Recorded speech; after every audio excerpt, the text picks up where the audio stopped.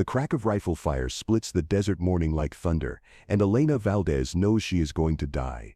Dust kicks up around the stagecoach wheels as they spin uselessly in the rocky ravine. The acrid smell of gunpowder burns her nostrils while her heart hammers against her ribs like a caged bird. 3 men in dark hats circle the overturned coach like vultures, their faces hidden behind bandanas, their intentions clear as the Arizona sun blazing overhead. "Please," she whispers, her voice lost in the chaos. The driver lies motionless 20 feet away, his blood darkening the pale sand. Her fellow passenger, an elderly merchant, whimpers behind an overturned trunk. The bandits' leader dismounts, his spurs jangling a death song as he approaches. Elena closes her eyes and thinks of her sister's children waiting for her in Tucson, of the teaching position that will never be filled, of all the words she'll never speak. But death comes on silent feet. When she opens her eyes, the desert has become a graveyard.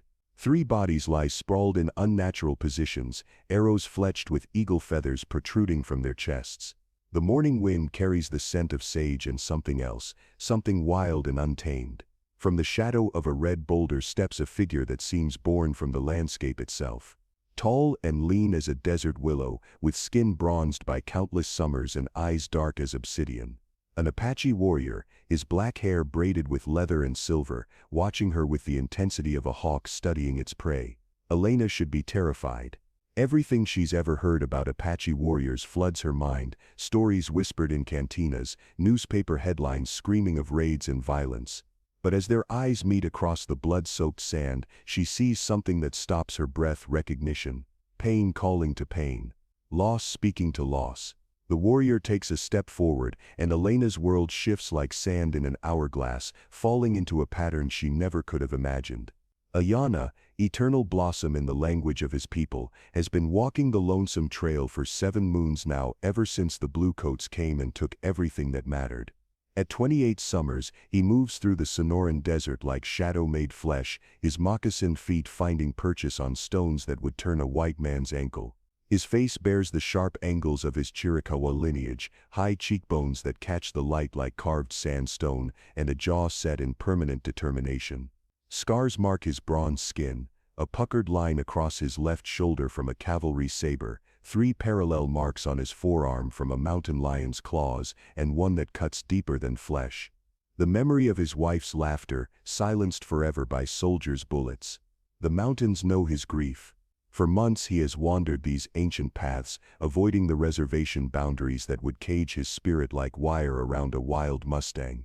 His bow, carved from Osage orange wood and wrapped with sinew, has kept him alive. His skill with blade and rifle, learned in countless raids and hunting expeditions, has made him a ghost that even other Apaches speak of in whispers. Each dawn finds him rising from a different sleeping place, sometimes a cave high in the Dragoon Mountains, sometimes a hidden spring in the desert floor where Palo Verde trees provide shelter. He carries little: his weapons, a leather pouch of pemmican, a water gourd decorated with his wife's beadwork, and the eagle feather his grandfather gave him before the old man walked the spirit trail. Ayana's heart carries an even heavier burden. 6 months ago, he returned from a hunting trip to find his small rancheria destroyed, his wife Itzel dead in their wickiup with their unborn child still in her belly.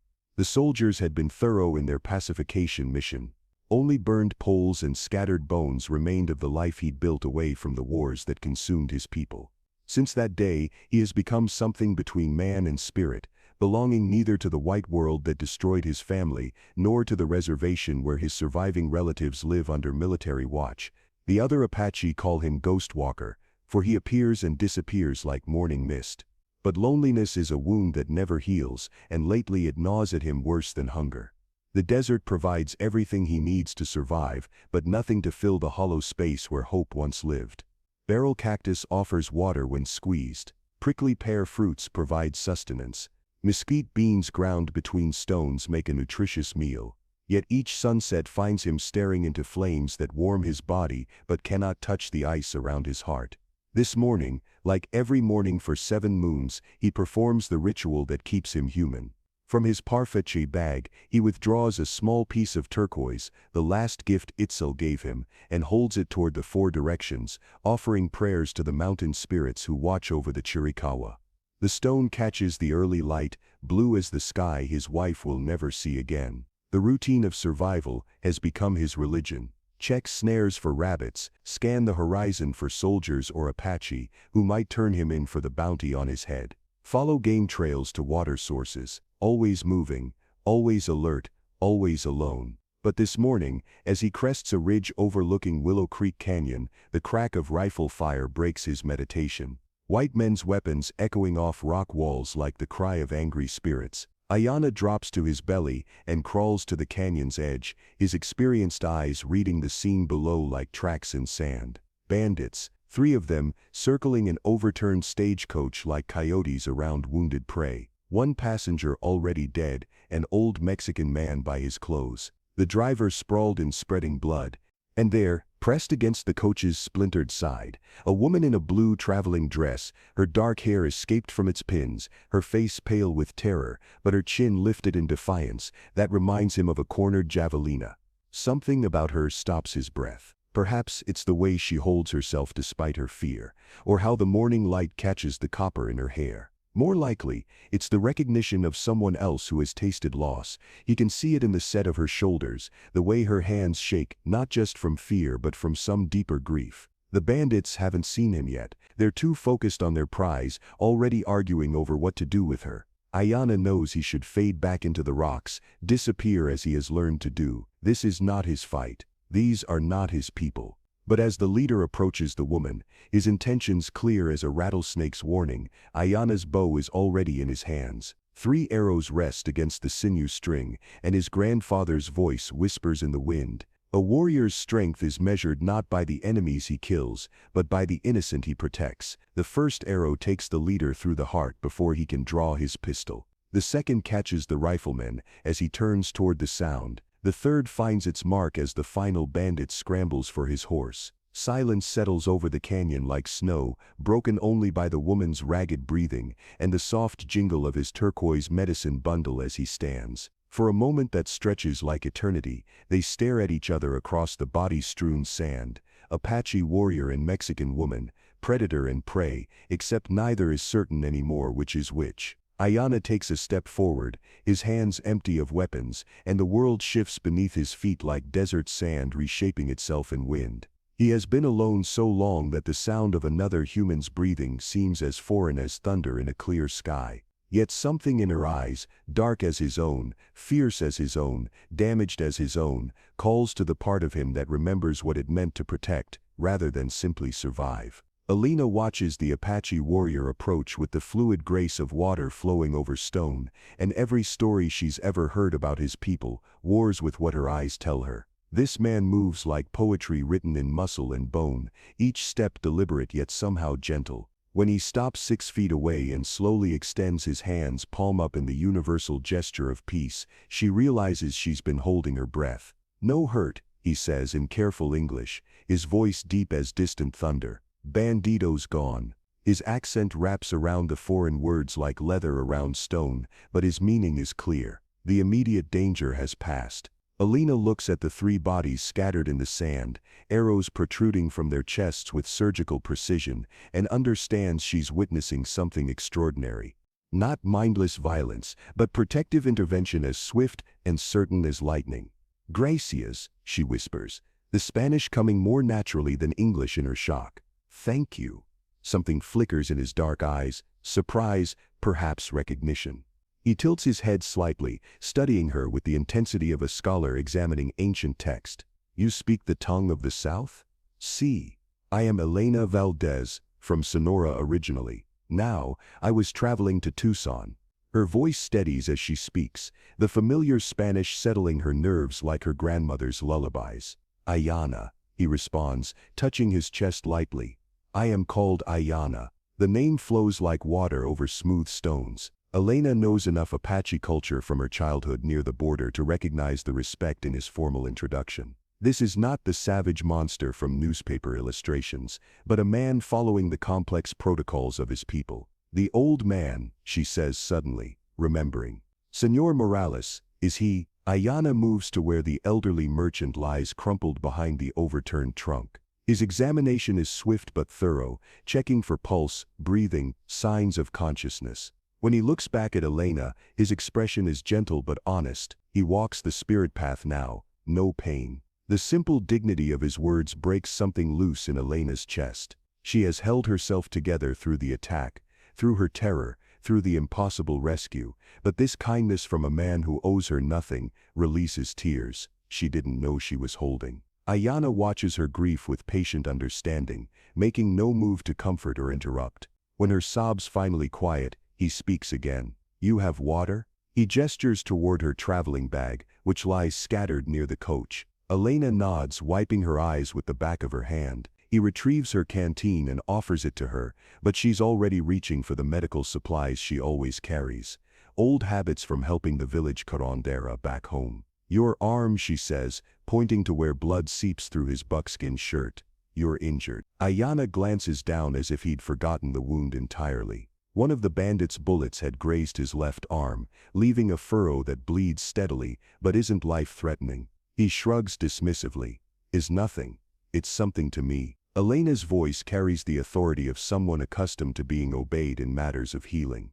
"Please, let me help." Their eyes meet and hold. In that moment, Elena sees past the warrior's mask to something raw and vulnerable, a man who has grown so accustomed to tending his own wounds that kindness from another seems foreign as snow in summer. Slowly, carefully, he rolls up his sleeve. Elena works in focused silence, cleaning the wound with water and covering it with strips torn from her petticoat. Her hands are steady despite everything that's happened, and Ayana watches her with growing curiosity. This woman has knowledge of healing, he realizes.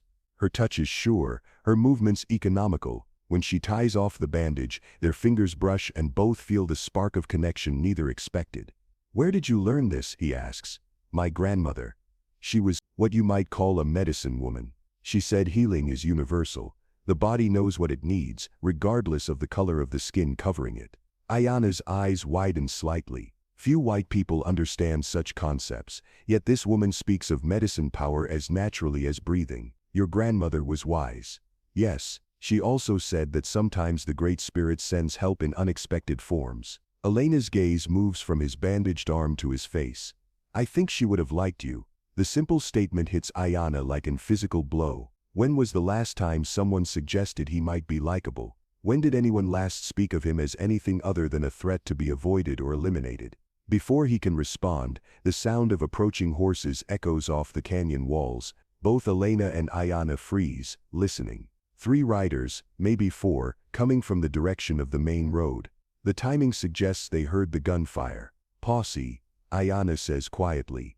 "Already calculating distances to cover, escape routes, defensive positions. They hunt me, must go." But as he prepares to melt back into the rocks that spawned him, Elena does something that stops him cold. She steps between him and the approaching sounds, her chin lifted in the same defiance she showed the bandits.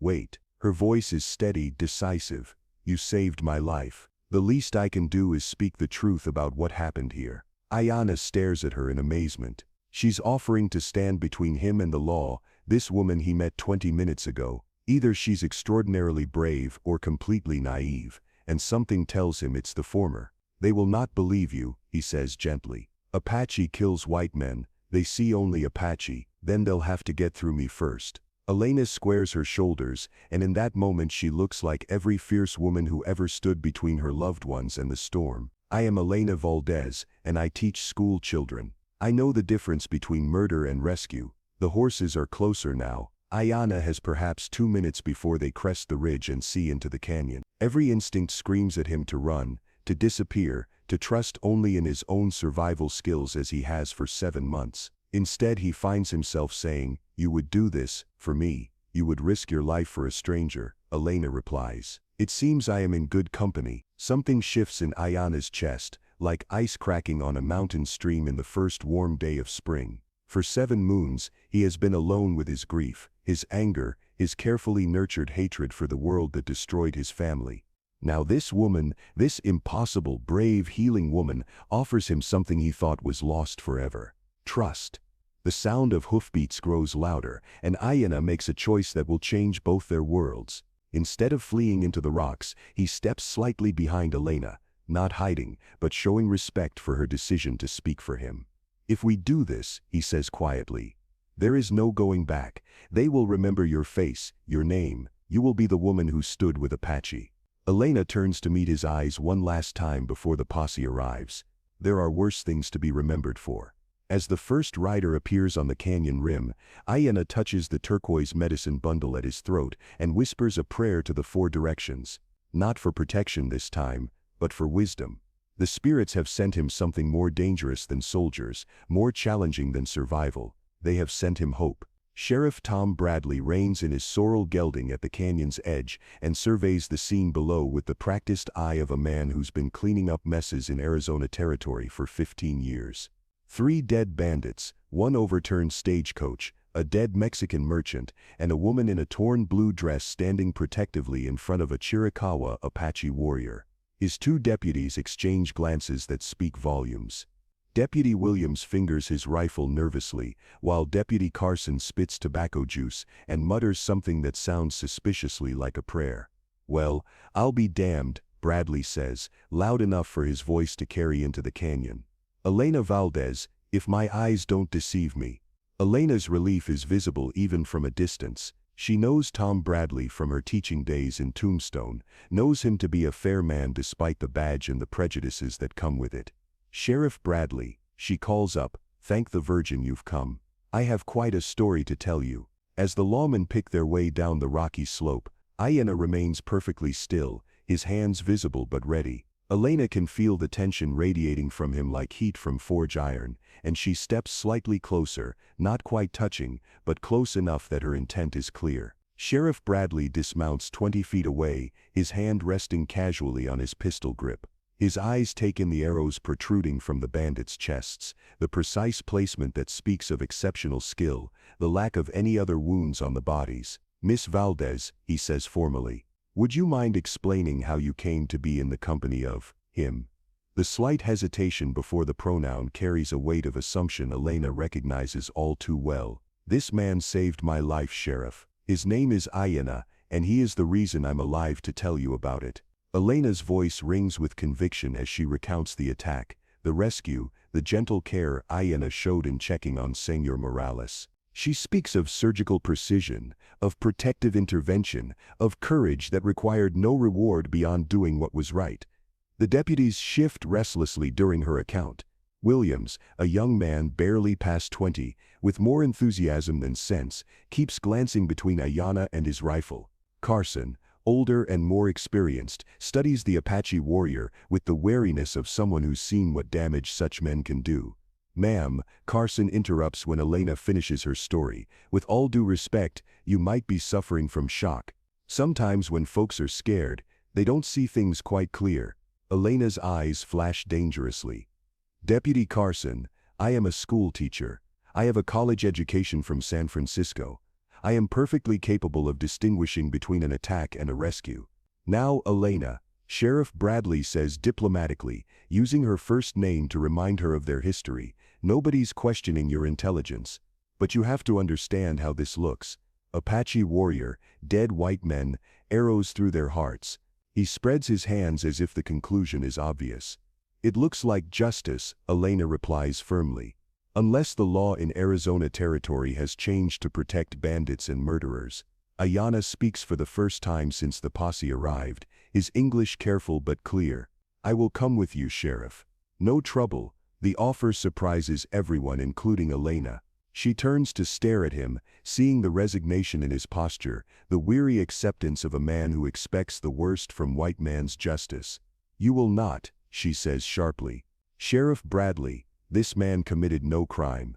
He prevented crimes. If you arrest him, you might as well arrest every decent citizen who's ever stopped a robbery."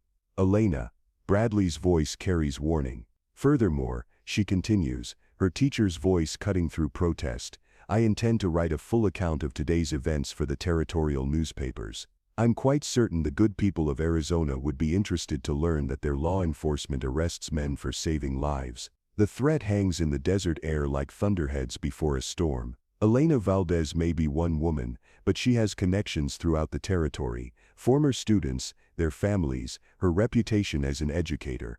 Her word carries weight that even hardened lawmen must consider. Deputy Williams, emboldened by youth and prejudice, steps forward.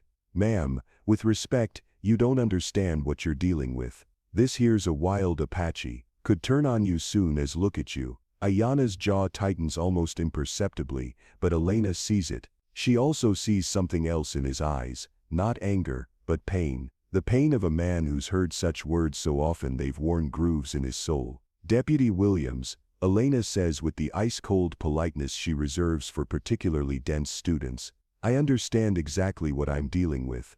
I'm dealing with a man who risked his own safety to protect a stranger. I'm dealing with someone who showed more courtesy and gentleness in 1 hour than you've managed in this entire conversation." Williams flushes red, his hand moving toward his weapon, but Sheriff Bradley's sharp command stops him cold. "Stand down, Williams. Nobody's drawing iron here." The sheriff studies Ayana with new interest, noting the warrior's careful stillness, the way he's positioned himself to protect Elena despite the odds, the intelligence in his dark eyes. "You speak English pretty well for someone living wild," Bradley observes. "I went to the mission school for 3 summers, Ayana replies simply.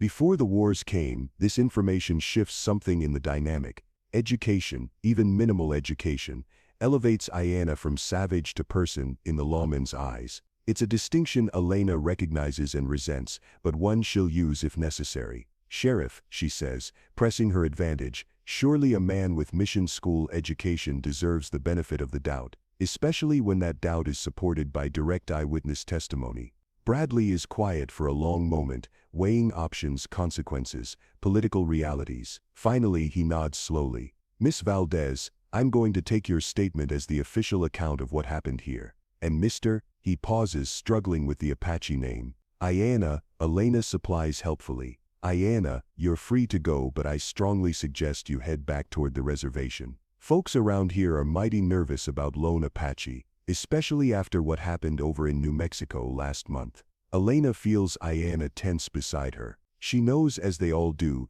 that the reservation represents a kind of death for men like him, the slow strangulation of spirit that comes with being caged. "Actually, Sheriff," she hears herself saying, "I was hoping Ayana might escort me safely to Tucson. The roads seem rather dangerous for a woman traveling alone." The suggestion hits the group like a lightning strike. Deputy Carson actually takes a step backward, his eyes wide with shock. Williams looks like he's swallowed something unpleasant. Even Sheriff Bradley blinks in surprise. "Elena," he says carefully, "that might not be the wisest course of action. On the contrary, it seems extremely wise. I need protection." He's already proven himself capable of providing it. "Unless you're volunteering to escort me personally." The trap is elegant in its simplicity. Bradley can't spare men for escort duty, can't argue against Ayana's demonstrated protective abilities, and can't openly oppose Elena's choice without revealing his own prejudices. "Ma'am," Deputy Carson tries one more time, "folks in Tucson might not understand."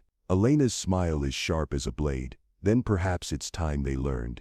As the posse prepares to leave, taking Senor Morales's body for proper burial and collecting the bandits for the territorial authorities, Elena and Ayana stand together in the lengthening shadows of the canyon. The desert wind carries the scent of sage and possibility, and both realize their lives have just taken a turn toward unknown territory.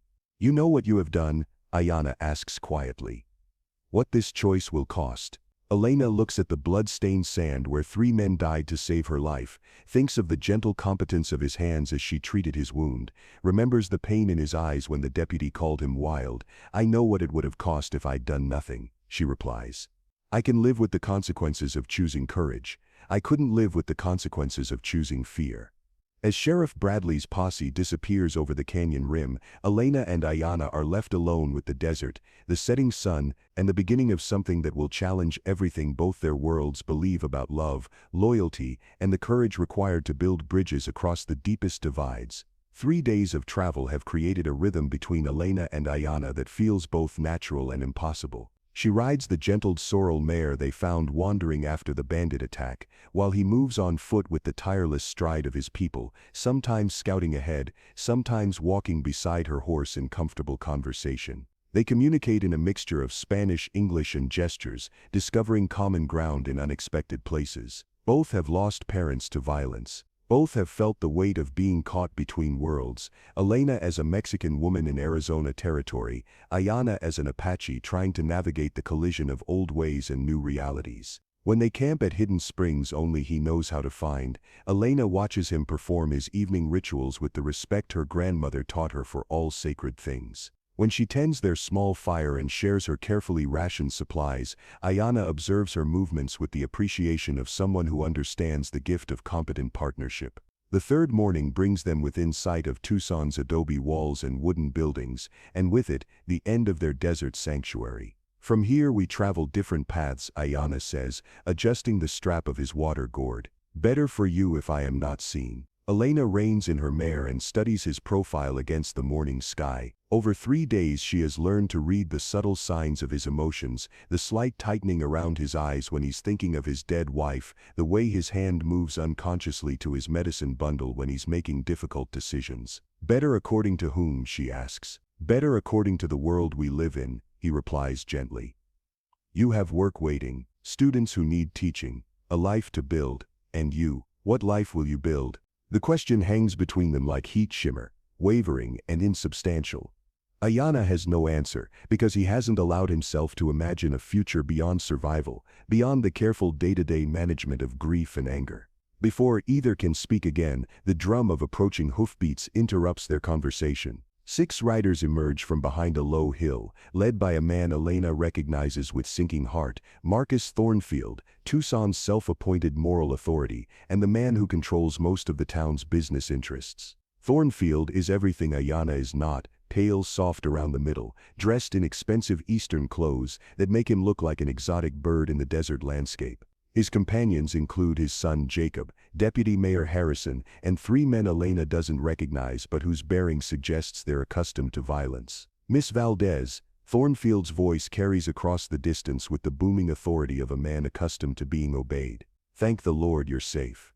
When Sheriff Bradley's telegram reached us about your situation, we immediately organized a rescue party. Elena feels Ayana go still beside her, not with fear but with the predatory alertness of a hunter who suddenly finds himself the hunted. She knows that in 30 seconds, this encounter will define the rest of their lives. Mr. Thornfield, she calls back, keeping her voice level, how thoughtful of you. As you can see, I'm perfectly safe. The 6 riders close the distance rapidly, forming a loose semicircle that effectively traps Elena and Ayana against a rocky outcrop. Thornfield's eyes move from Elena to Ayana with undisguised disgust. Miss Valdez, you've clearly been through a terrible ordeal. Post-traumatic hysteria is perfectly understandable. We're here to ensure you receive proper care, and that this situation is resolved appropriately. The condescension in his voice makes Elena's blood boil, but she forces herself to remain calm. There is no situation to resolve, Mr. Thornfield. I am traveling to Tucson under the protection of the man who saved my life. Protection? Jacob Thornfield laughs harshly. He's 25, his father's son in every unpleasant way, with the additional cruelty that youth adds to ignorance. Ma'am, you're traveling with a murderous savage. That's not protection, that's captivity. Ayana speaks for the first time, his voice carefully controlled. The lady travels freely. She may go with you if she chooses. Oh, how generous, Jacob sneers. The Apache gives permission for a white woman to exercise her freedom. Actually, Elena says, ice crystallizing in her voice, this Mexican woman exercises her own freedom. Thank you very much. And I choose to continue with my escort. The correction hits its mark. Jacob flushes red while his father's face hardens. In their world, Elena's Mexican heritage makes her barely more acceptable than Ayana's Apache blood, but her education and teaching position have previously bought her a grudging respect. Elena, Deputy Mayor Harrison tries a different approach. You must understand how this looks. A decent woman traveling alone with an Apache warrior. There are rumors, implications. What implications? Elena's voice could freeze water in July. Harrison squirms uncomfortably. Well, inappropriate relations, moral corruption, the sort of scandal that could affect your teaching position. The threat is clear as crystal. Step out of line, and they'll destroy her livelihood, her reputation, her future. Elena has fought too hard for her position to lose it to small-minded bigotry, and they know it. But as she looks at Ayanna, seeing the resignation creeping into his posture, the way he's already beginning to withdraw into himself, she realizes something that surprises her with its clarity. Some things matter more than security. "Gentlemen," she says, dismounting from her horse with deliberate ceremony, "I believe you've made your position clear. You find my choice of traveling companion inappropriate. You question my judgment, my morality, and my freedom to make my own decisions." She walks to stand beside Ayanna, close enough that their shoulders almost touch. "I find your implications insulting, your threats cowardly, and your presence unwelcome." Thornfield's face goes purple with rage. "Miss Valdez, you are clearly not in your right mind. Men, I believe we're dealing with a case of Stockholm Syndrome. The victim identifying with her captor. The only captor I see," Elena replies sharply, "is ignorance, and I refuse to be taken prisoner by it." What happens next unfolds with the terrible inevitability of an avalanche. Jacob Thornfield, pushed beyond his limited patience by Elena's defiance, spurs his horse forward and reaches for the rope coiled on his saddle. "Enough talk," he snarls. "We'll take the Apache for questioning and sort this out proper." Ayanna moves like lightning, his bow appearing in his hands as if materialized from air. An arrow knocks and draws in one fluid motion, the obsidian point aimed directly at Jacob's heart. "Do not," he says quietly. The tableau freezes, 6 armed men on horseback, 1 Apache warrior on foot, 1 woman standing between worlds that seem destined to destroy each other. The desert wind carries the scent of creosote and distant rain, and everyone present knows they balance on the knife's edge of violence. "You see?" Thornfield shouts triumphantly. Savage aggression, the true nature reveals itself. "I see a man defending himself against a lynch mob." Elena snaps back, "Lower your weapons, all of you." But the moment has passed beyond rational discourse. Harrison's hand moves toward his pistol. One of the hired men shifts his rifle. Ayanna's bow remains steady, but Elena can see the calculation in his eyes. 6 against 1, even from cover, means certain death. Unless someone breaks the pattern. Elena steps directly into the line of fire, positioning herself between Ayanna's arrow and Jacob's chest. The movement electrifies everyone present. "Miss Valdez." Harrison gasps. "Get away from him." "No." Her voice rings with absolute conviction. "If you want to start a gunfight, you'll have to shoot through me first." For a heartbeat that stretches into eternity, violence hangs in the air like smoke. Then Ayanna does something that stuns everyone present. He lowers his bow. "Elena," he says softly, "step away. This is not your fight. It became my fight the moment they threatened you." She doesn't turn around, doesn't take her eyes off the mounted men. "And I don't abandon my friends." The word friends hits Ayanna like a physical blow. When was the last time anyone claimed him as a friend? When did anyone last stand between him and harm, knowing the cost? But Elena's courage, magnificent as it is, cannot stop what's already been set in motion.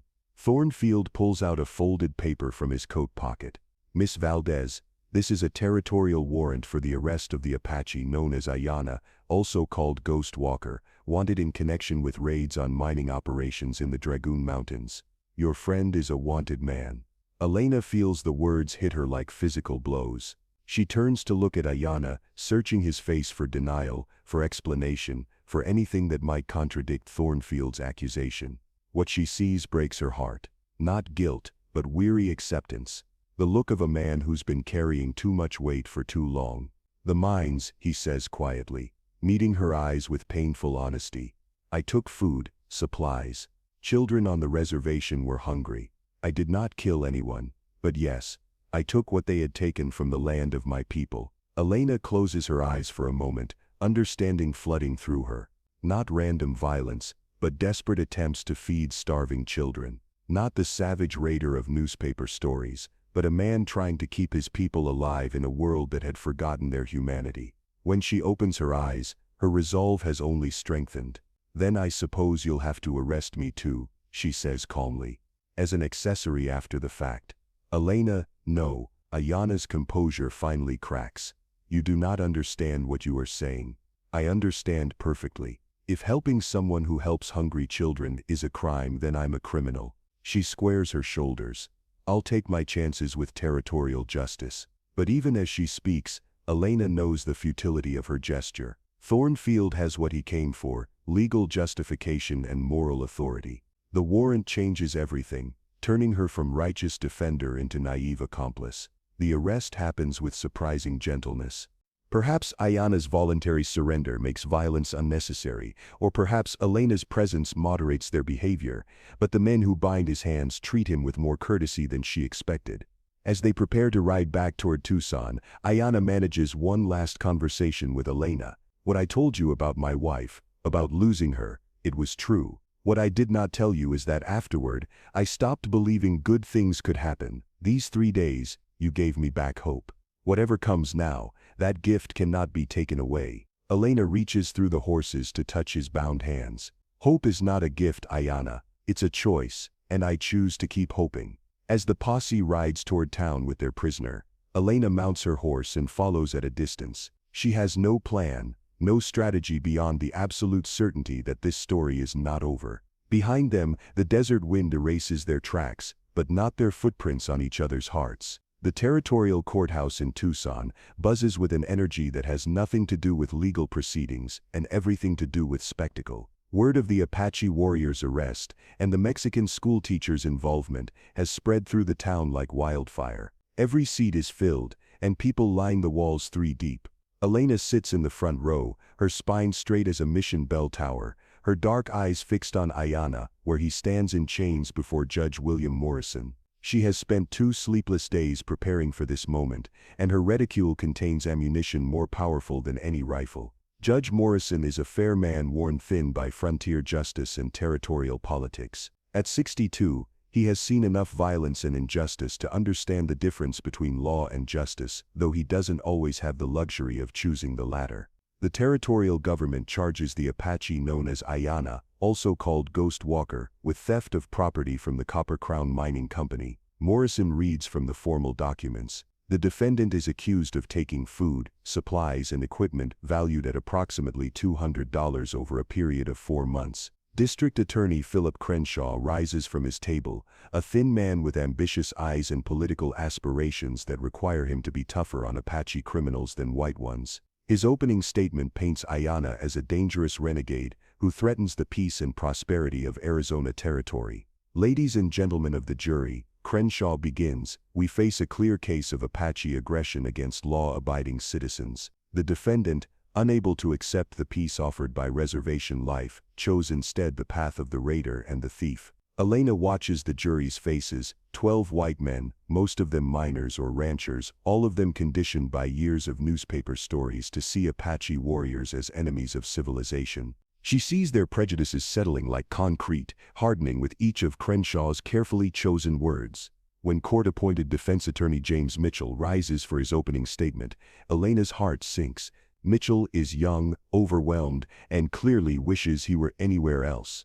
His defense amounts to little more than asking for mercy based on Ayana's cooperation with authorities. "Your Honor," Mitchell says nervously, "while my client admits to taking the items in question, we ask the court to consider his peaceful surrender and his willingness to accept the consequences of his actions." Elena realizes with crystal clarity that Ayana is being thrown to the wolves by his own defender. Mitchell has already decided the case is hopeless and is simply going through the motions. But Elena Valdez has not spent 2 days writing letters and sending telegrams to watch justice die in a courtroom. As Mitchell finishes his pitiful opening, Elena rises from her seat. "Your Honor, I request permission to address the court." The courtroom erupts in whispers and murmurs. Judge Morrison pounds his gavel for order, his bushy eyebrows raised in surprise. "Miss Valdez, this is highly irregular. You are not an attorney, and this is not a forum for character witnesses." "Your Honor, I am not here as a character witness. I am here as a victim of the crimes that revealed this man's true character." The distinction cuts through the courtroom buzz like a blade. Elena has found a legal foothold that even Judge Morrison must respect. "I was the victim of the bandit attack that brought Mr. Ayana and myself together. Under territorial law, victims have the right to address the court regarding the character and circumstances of those involved in their cases." Judge Morrison considers this carefully. It's a stretch of legal precedent, but technically defensible. More importantly, denying Elena her say would look like suppressing a victim's voice, not something any frontier judge wants on his record. "Very well, Miss Valdez, you may address the court, but keep it brief and relevant." Elena moves to the front of the courtroom with the confidence of someone who has commanded classrooms full of unruly children. Every eye follows her, and she knows she has perhaps 5 minutes to change hearts that have been hardened by years of fear and hatred. Your Honor, gentlemen of the jury, I stand before you as a woman whose life was saved by the man you are judging. But more than that, I stand before you as someone who has witnessed firsthand what we are really deciding here today. She reaches into her reticule and withdraws a photograph, one she had taken months ago at the San Carlos reservation while visiting a former student. This photograph was taken at the reservation where Mr. Ayana's people are required to live. These are Apache children, ages 6 to 12. Look at their faces. She holds the photograph high enough for the jury to see. The image shows children so thin their ribs are visible, their eyes too large in their gaunt faces, their traditional clothes hanging on frames that speak of chronic hunger. These children are starving, gentlemen. Not because of drought, not because of crop failure, but because the government rations are insufficient and often late. The mining companies have taken the land where their families once hunted and gathered food. The army has forbidden them to leave the reservation to find sustenance elsewhere. Elena's voice carries across the silent courtroom like a prayer. Even the hostile murmurs have stopped. Mr. Ayana took food from the Copper Crown Mining Company. He took it to feed these children. He took it because watching children starve is a crime against the human heart that no law should ask us to ignore. District Attorney Crenshaw jumps to his feet. Your Honor, this is irrelevant emotional manipulation. The law is clear. Theft is theft, regardless of motive. Is it? Elena turns to face the prosecutor directly. Mr. Crenshaw, what would you do if your child was starving and you had the power to prevent it? I would work within the legal system too, the legal system that has ignored these children for months. The system that has failed them so completely that a man with a price on his head felt compelled to act when their own government would not. Elena turns back to the jury, her voice rising with the passion of someone who has seen too much injustice wrapped in legal justification. Gentlemen, I am not asking you to excuse theft. I am asking you to see the difference between a man who steals for greed and a man who risks his freedom to feed hungry children. I am asking you to understand that sometimes the greatest crime is following a law that perpetuates cruelty. She reaches into her reticule again and withdraws a stack of papers. These are letters from teachers, missionaries and doctors who work with Apache children. They document the conditions Mr. Ayana was trying to address. They confirm that children have died from malnutrition while food sits in warehouses waiting for bureaucratic approval. Judge Morrison takes the letters, glancing through them with growing gravitas. The evidence Elena has gathered goes far beyond anything the prosecution or defense has presented. Furthermore, Elena continues, I have here a telegram from the Territorial Governor's Office, received this morning in response to my inquiries about reservation conditions. She unfolds the yellow paper with theatrical precision. The territorial government acknowledges irregularities in food distribution to reservation populations and promises immediate investigation and reform of the current system. Elena looks directly at the prosecutor. It seems the theft Mr. Ayana is accused of has accomplished more for these children than months of legal channels. The courtroom is absolutely silent now. Elena can feel the shift in the atmosphere, the way 12 men are reconsidering assumptions they brought into the room. But she's not finished. Finally, I want to tell you about the man I've come to know. Mr. Ayana lost his wife and unborn child to a cavalry raid 6 months ago. He could have chosen the path of revenge. He could have become the savage monster that our newspapers love to portray. Instead, he chose to help the most vulnerable members of his community. Elena's voice drops to a whisper that somehow carries to every corner of the room. When he saved my life 3 days ago, he asked for nothing in return. When he tended my injuries and ensured my safety, he expected no reward. When he stood beside me and faced down armed men who threatened us both, he did so because it was right, not because it was easy. She turns to look at Ayana for the first time since beginning her speech. Their eyes meet across the courtroom, and she sees tears on his cheeks that he makes no effort to hide. This man embodies every virtue we claim to value in our society: courage, compassion, self-sacrifice, protection of the innocent. If we punish him for those virtues, what does that say about us?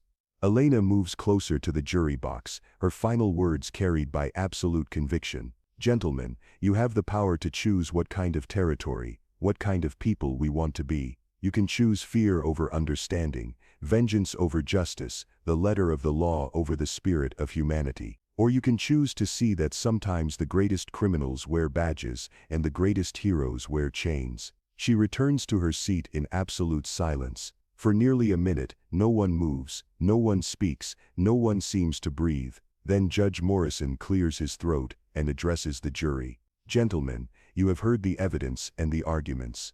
You must decide whether the defendant is guilty of theft as charged. But in making that decision, you must also consider the circumstances, the motivations, and the broader context of the actions in question. The jury retires for deliberation that lasts 3 hours. When they return, their faces are grave but resolved. Has the jury reached a verdict? Judge Morrison asks. Foreman William Stevens, a rancher whose own children go to the school where Elena teaches, stands slowly. We have, Your Honor. On the charge of theft, we find the defendant not guilty. The courtroom erupts in chaos, some cheering, some protesting, all amazed by the unexpected outcome. Judge Morrison pounds his gavel repeatedly before order is restored. However, Stevens continues, we do find the defendant guilty of trespassing on mining company property. Elena's heart lurches. Even a reduced charge could mean prison time. But Judge Morrison has one more surprise. Mr. Ayana approached the bench. When the Apache warrior stands before him, the judge's voice carries the weight of frontier wisdom. You are hereby sentenced to 6 months of community service, to be performed under the supervision of Miss Elena Valdez in her capacity as educator and community liaison. The sentence stuns everyone present. Elena herself sits in shock as the implications sink in. 6 months of freedom. 6 months to prove that bridges can be built between communities. 6 months to show that justice and mercy can coexist. As the courtroom slowly empties, Elena and Ayana find themselves alone except for the court clerk and a few lingering observers. You saved my life again, Ayana says quietly. This time from something worse than bullets. We saved each other, Elena replies, and maybe, if we're lucky, we saved something bigger than both of us. Outside the courthouse, the Arizona sun shines down on a territory where, for the first time in memory, courage has spoken louder than fear, and justice has proven stronger than prejudice.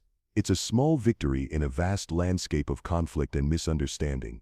But as Elena and Ayana walk down the dusty street together, Apache warrior and Mexican teacher, bound by law and choice to work towards something better, their footsteps mark the beginning of a new path.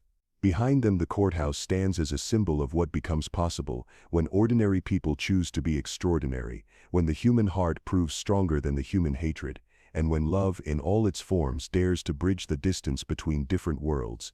6 months later, as autumn paints the desert in shades of gold and crimson, Elena stands before the newest class at the Tucson Territory School, a classroom where Apache and Mexican and Anglo children learn side by side, where different languages blend into the universal tongue of childhood laughter. Ayana works beside her, teaching traditional skills to children whose grandparents would have considered such knowledge impossible to share.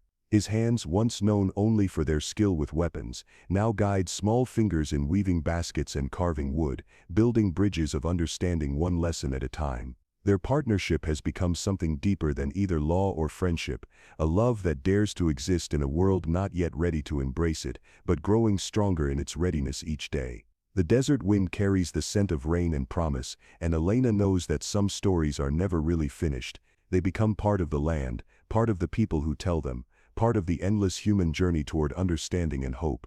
In choosing courage over comfort, love over law, bridge building over wall building, they have written a new chapter in the ancient story of what becomes possible when hearts brave enough to hope meet worlds brave enough to change. Thank you for joining Elena and Ayana on their journey of courage, love, and transformation. Their story reminds us that bridges between different worlds are built not by governments or laws, but by individual hearts brave enough to see past fear to the shared humanity that connects us all. If you enjoyed this tale of love, conquering prejudice and courage overcoming fear, please share it with others who believe in the power of stories to change hearts and minds. Subscribe for more tales that celebrate the extraordinary courage of ordinary people choosing love over fear. Remember, every bridge between worlds begins with a single person choosing to reach across the divide. What bridges will you choose to build in your own life?